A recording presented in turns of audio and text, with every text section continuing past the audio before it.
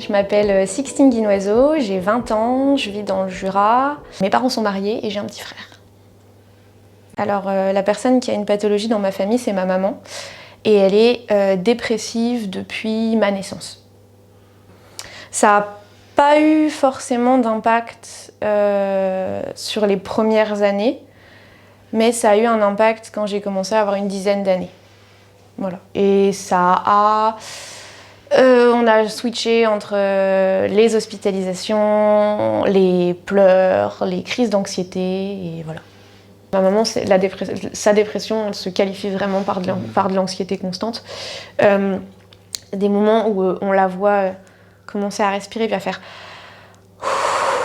comme ça, et là on se dit ah, bah, y a une crise d'angoisse qui va pointer le bout de son nez.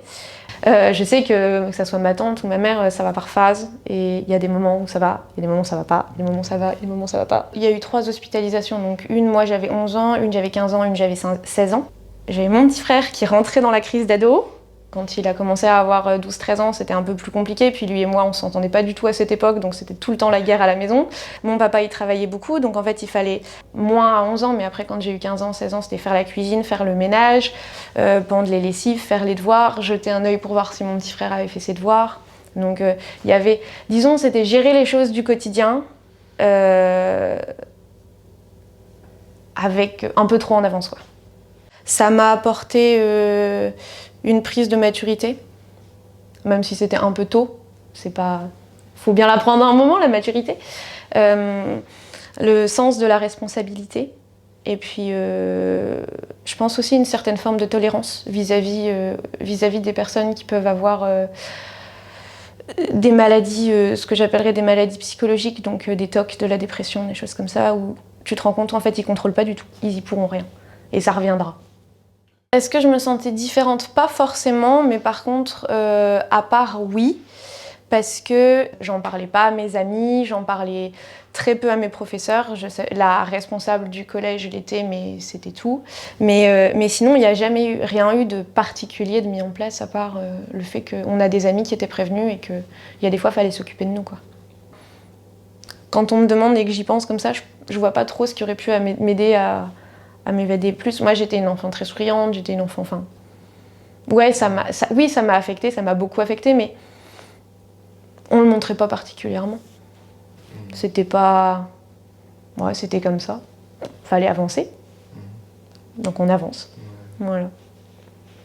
Je pense qu'à l'époque, j'aurais pas eu la maturité suffisante pour reconnaître ce qui se passait et pour accepter d'être aidée. J'ai fait un gros rejet de tout le monde, j'ai pas voulu qu'on m'aide entre mes 11 ans et mes 15 ans, j'ai dit non, c'est bon, je peux le faire toute seule, les gens ne peuvent pas comprendre. Voilà. Et je pense qu'après, avec la prise de recul et tout ça, peut-être, pourquoi pas un accompagnement psychologique, ça aurait pu être bien. Et puis rencontrer des gens qui vivaient la même chose que moi, ça aurait pu être intéressant. Pour savoir qu'on n'est pas tout seul et qu'il y a des gens qui savent ce que c'est. Malgré tout, même si tout va bien et tout ça, il y a toujours des signes et des comportements qu'on reproduit de nos parents. Je vis pas dans la peur de revivre les expériences de ma jeunesse, je vis dans la peur que ça m'arrive à moi. Maintenant, on qualifie tout et rien de dépression. Et c'est un peu ça le problème. Mais voilà, je pense que quand t'as grandi avec quelqu'un qui a été dépressif, t'as forcément l'angoisse que ça te touche aussi, quoi. Parce que tu sais que c'est compliqué de s'en sortir. En fait, tu t'en sors jamais vraiment de la dépression. Je pense qu'il y a des jeunes qui doivent vraiment vivre l'enfer chez eux, parce que ça doit vraiment être compliqué. On finit toujours par s'en sortir et on finit par s'affranchir, parce qu'en fait, il faut aussi réaliser que c'est pas notre rôle. On peut aider, mais c'est pas notre rôle de tout prendre sur les épaules. On a tous le droit de vivre notre jeunesse. Et puis envoyer les gens bouler et dire merde, j'ai le droit de m'amuser aussi. Voilà.